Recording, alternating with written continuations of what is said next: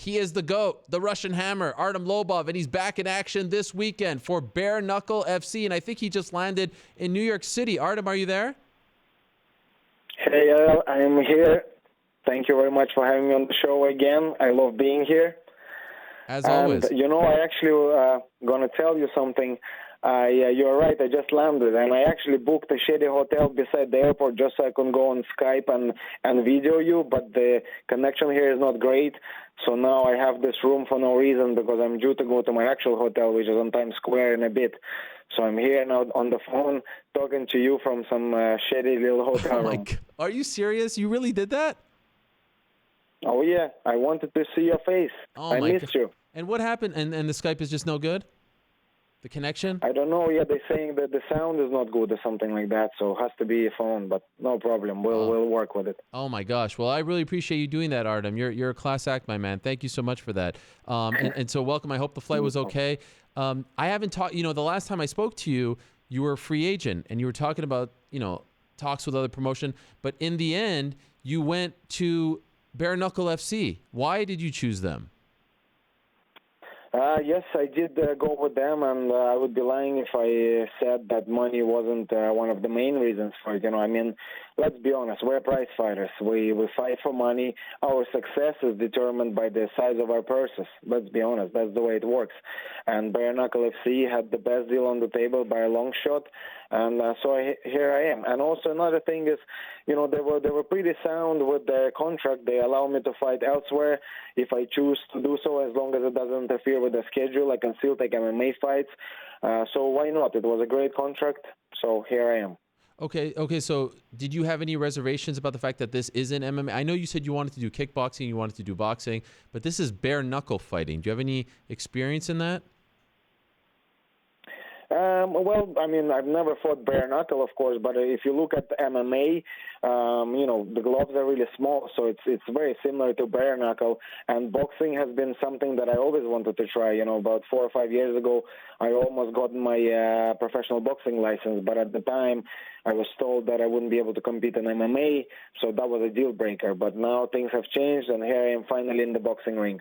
Now, when you train for this fight, you're not training bare knuckle, right? No, not at all. So you couldn't really do that because the sparring, you just end up, cut up. So I just took the classical boxing approach. And Ireland is a perfect spot for that. There's so many high-level boxers around there for sparring, and that's what I did. My opinion is if you want to be a good dancer, you have to dance a lot, and if you want to be a good boxer, you have to box a lot. So that's exactly what I did. I just went out there, met the best boxers I could find, and sparred them over and over and over again, and I'm more than ready right now. And earlier, I think I was a little shaken up over the Barnett news that we had just here. Josh Barnett just signed a deal on the air on our show, so I was a little thrown off by that. But your debut is April 20th against Jason Knight in Biloxi, Mississippi, correct? It's April 6th, so it's just this weekend. Oh, it is this weekend. Okay, because I said this weekend earlier, but then I was looking at the press release. Yeah, you're right. Okay, I was right. All right, sorry, because we had the wrong information. That's what I thought, but I started to doubt myself, Artem. It is this weekend in Biloxi. So why did you come to New York? You're coming to do some media, and then you're going to Mississippi? Yeah, obviously, New York. This is where the business happens, And now that I'm in this new promotion, I'm truly in the business, I'm co-promoting basically, I'm the main event. I'm helping pull in the TV deals and all sorts. We're taking this thing on the biggest stage. It's going to be live on TV all across the world. So I look forward to this. And yes, I'm here to do some media in New York. And are you planning, at least for now, I know you said that they're allowing you to do other stuff, to go to other promotions, but you did sign a multi-fight deal with them. Are you planning, at least for now, to focus on this, or would you still like to sign with other people right away? It's no secret that I love fighting. To me, it's I just want to stay busy all the time. I truly do love the fight game.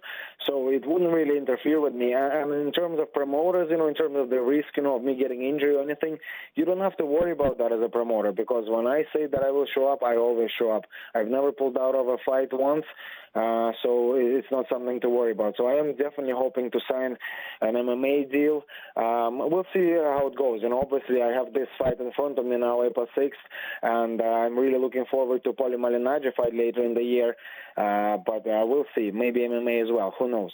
Okay, so that was actually my next question. Bare Knuckle FC announced recently that they did sign Paulie Malignaggi, who, of course, trained with you and your team for the McGregor-Mayweather fight. He sparred with Conor. We all know the story there.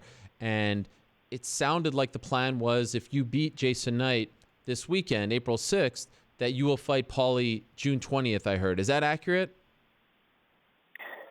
Look, I'm fighting Paulie regardless. It's happening. I'm fighting him. I'm going to destroy Jason Knight, and the fight with Paulie is happening. You know, many people tell me, oh, you know, you can't look past this guy, you know. But what do you mean you can't look past him? Of course you have to plan for the future. You have to. If you don't do that, you end up with a Brexit situation, and you go from Theresa May to Theresa Maybe to Theresa not a chance. So, yes, I am fighting Paulie Malignaggi later in the year.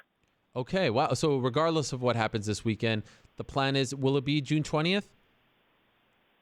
What do you mean regardless? I am smoking Jason Knight. Honest to God, one round I give him. This is boxing now. This is no longer MMA. You know, you've never even seen me fight with no takedowns. What about now when I don't have to worry about the grappling and the wrestling anymore, and I can fully showcase my true potential? We already know I've got a granite chin. I've been eating head kicks and not a bar on me. Everybody knows I've got the power in my hands. Now it's time to showcase all that on the biggest stage. And, you know, I cannot wait. Honest to God, like, I've been dying to show my boxing skills for such a long time, so I just cannot wait to burst through Jason Knight and then finally get my hands on Paulie Malignaggi.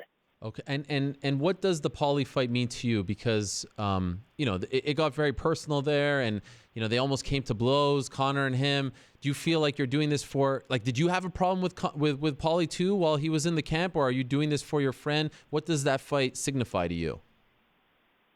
You know, just Paulie, he was just a dirty guy. Like, I mean, what he did, you know, he was invited, he was treated with respect, he was invited into a camp, you know, he was complaining and moaning from the start. He was put up in a house with all the sparring partners. And to be honest, he was even offered a different hotel if he wanted to, but he said, no, it's okay, I'll stay with them. So he stayed with them. He was part of the family, basically. And for him to start going back to Mayweather, you know, telling him all the secrets and this and that, and just behave the way he did, you know, to him it was all about the payday. It was all about being in the spotlight. He was forgotten. Nobody was talking to him anymore. That was his chance to get back into it. And to me, I don't like that sort of behavior. So I feel he needs punishing, and I'm the guy to do that. I love it. What about in Ireland? Because I know that there's a lot of politics as far as fighting and MMA in particular in Ireland. How was the announcement that you had signed with Bare Knuckle FC? How was that met in Ireland? Did you get a lot of blowback for that?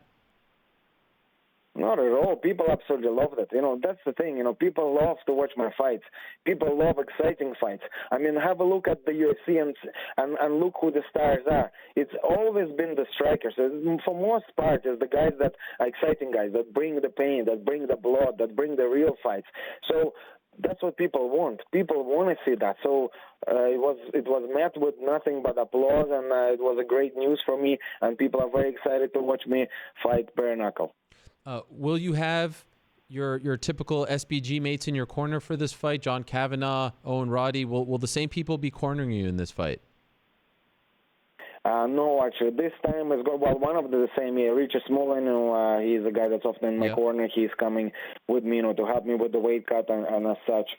But in my corner is going to be Dave Jones. He is our boxing coach from SBG. He was the boxing coach when I first started in Straight Bus Gym about 10 years ago. He kind of was always in the background. You know, people don't really know him that well, but he was and is a boxing coach in SBG. So, you know, I thought if I'm going to box, you know, I need a boxing coach. And John knows that. He is well aware of that. He recommended that himself. He is overlooking my training as always. Him and Owen Roddy will always be my coaches, and I'm thankful to these guys till the day I die. But, you know, Dave Jones is more of a boxing coach than them, and he's a better fit for this particular fight. So he is going to be in my corner. I'd be remiss if I don't ask you about your friend Conor McGregor, Artem. He announced his retirement last week, and a lot of people don't believe that he will remain retired. Do you believe that he will remain retired? And could you tell us, based on what you know, why he decided to retire when he did?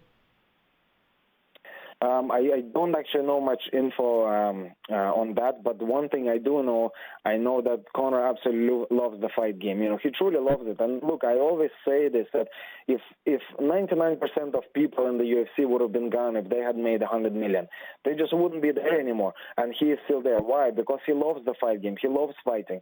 So I know he's got something special in store for us. That's for sure. Do you think he'll fight again? I think so. He will definitely put away a few more guys. Definitely. I just know him. I know he loves this game. He loves the fight game. And this is his. It's not just a job to him. This is him. He is the fight game. Do you feel like he doesn't get the respect that he deserves, even on top of everything that he has received? Like, it seems like he's still at odds with the UFC. That for some reason they can't come to terms. Like, there's this tug and pull that he's sort of, he's questioning the authorities and the institution that is the UFC, and they want to show that they're the alpha males in this relationship. Like, it's a very clear thing that's going on in front of all of us. Why does it have to be this way is my question. Like the top draw, the top star should always be treated a little differently, right? Yeah, absolutely. But the thing is, it's a business. They realize they, of course, are fighting for every percentage there, because when it comes down to Conor's fights, even 1%, that means millions and millions and millions. But in my eyes, of course, he deserves a percentage of the UFC. I mean, look at his last pay-per-view was $2.5 million. And the same year, there was a pay-per-view card with 80,000 pay-per-views sold. I mean, that for itself, that speaks for itself. Right. He is the reason why the company was sold for $4 billion. So why shouldn't he get a piece of that? And for anybody, they're saying, oh, then everybody's going to ask for that. No, they won't, because, you tell them, well, show me your number, show me what they bring in. You get a piece of the pie that you bring in. That's fair, If you arrive with a bag of peanuts, then you can't expect to eat a steak. But if you are killing a whole deer like Conor is, then of course you deserve a nice, juicy piece of steak. And he should get it. Did you train with him at all for this fight? For this fight, no. He was in the States for most of the camp, so I didn't really get a chance to train with him for this camp. But, I had some great spars as well in Ireland. Some really, really high-level boxers. Luke Keeler, one of them, he just won a European title over the weekend. Steve Ormond, Victor Rabbi just defended his Irish title just there as well over the weekend. I'm sparring active, competitive boxers who are on the way up. You know what I mean? And I'm holding my own. So I'm more than ready for this fight. What weight will this fight be contested at, Artem? It's going to be at 145 pounds. Okay. And so Bare Knuckle, thus far, you're happy with them? They're treating you well? You feel the love from them?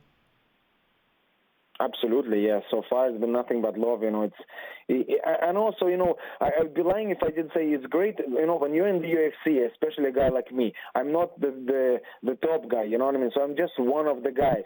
Whereas when I'm in this promotion, I am the top guy. I am a star. And you see it with the treatment and all. You get treated differently. It's 5-star hotels, it's business class flights, and all this. And listen, I come from Soviet Union. I can walk to my fights and I can sleep on the street, no problem. But it's still nice to get all this. It makes me feel good. It's nice to be pampered, and I feel it's going to show in my performance on Saturday night. And so at this point, you're going to this card, and you're the star, and it's nice. Like, I feel like this is almost everything that you've wanted in your career, right? Like, you have always felt that you should be treated like a star. You've always felt like you should be treated like the top dog. It finally feels like you are getting that respect that you have always asked for. Does that feel accurate? Absolutely. I mean, look, don't get me wrong. I mean, I don't want to say that UFC didn't treat me well. They absolutely treated me well, and I fought for all kinds of organizations out there. And I can tell you this, honestly, they're the best organization to fight for. When from the moment you sign with them, you're just part of this huge machine that they are, and everything is on time, everything is organized, everything is perfect. You just feel looked after. That is true. I would be lying if I didn't say that. But at the same time, it is nice to be flying business class. It is nice to be, staying in the nicest hotels and all this. It is nice. I'd imagine this is your bare knuckle debut, but I'd imagine you've been in a few scraps in your day, correct? Absolutely. Yeah. So fighting bare knuckle isn't really like a foreign thing to you, right? Not at all. And like I said, after the UFC gloves, you're well used to that. It's more or less the same. I'm well used to that. It's nothing to me. To be honest, any kinds of fighting. Once there's a real fight, I'm there. Sign me up. And what about Zubaira? Did you try to get him signed to this promotion as well to have this fight? I know you said you still want that fight. Where does that stand? Well, Zubaira, I believe, is signed to UFC, right? I mean, he's suspended and he is signed to them, so he's not a free agent. If he was a free agent, I would absolutely love to fight him at Bare Knuckle. Fight me in Bare Knuckle. Obviously, wrestling is his strong point, so he probably wanted that in MMA fight, which is fine. I'm more than happy to do it in MMA. But, of course, Bare Knuckle, Zubaira and Bare Knuckle, that would be just a gift. But before you're done, you still want that fight, correct? Absolutely. Like I said, I don't just say words for no reason. When I said it back then, I mean it. That fight has to happen. If that fight doesn't happen, it's not because of me. If that fight doesn't happen, it's because he didn't want it. Because I'm ready for that fight. So it's Bare Knuckle FC 5. It goes down this Saturday, April 6th in Biloxi, Mississippi, the Mississippi Coast Coliseum. You can watch it on Fight TV or bareknuckle.tv, and it is headlined by the great Artem Lobov against Jason Knight. Also, Chris Lieben, Chase Sherman on the card. This is big time stuff, Artem. Can I just say, I'm a little worried. The bare knuckle makes me worried. I get it's very gruesome. I don't know if I can handle such violence. Yeah, but look, the guy that I'm fighting, man, it's Jason fucking Knight, man. The guy used to hold other man with his leg close to his chest, listening to his heartbeat. I mean, how can you be worried for me when I'm fighting this guy? All right, come on now. You should be worried for him, not for me. Okay, so the prediction is first round. Honest to God, the only reason I feel that he might make it out of the first round is because the round's only 2 minutes long, because they just want action. So just because it's only 2 minutes long, he might be able to, run away or whatever and survive somehow. But honest to God, I feel first round KO, Night Jason, April 6th. Well, and how many rounds total? It's 5 rounds. 5 rounds. Okay. All right. That is this Saturday. Artem, I honestly feel very guilty that we couldn't get the Skype situation worked out. Sometimes in these hotels it's not great, but I really appreciate you going the extra mile and doing that. That means the world. Thank you so much, especially after a long flight from Dublin. So I want to wish you the best. I want to thank you again for making time for us. Good luck this Saturday, April 6th. Jason Knight, your Bare Knuckle FC debut. We will be watching. We will be supporting. I'm looking forward to it. Best of luck to you. Thank you so much. Thank you very much, Ariel.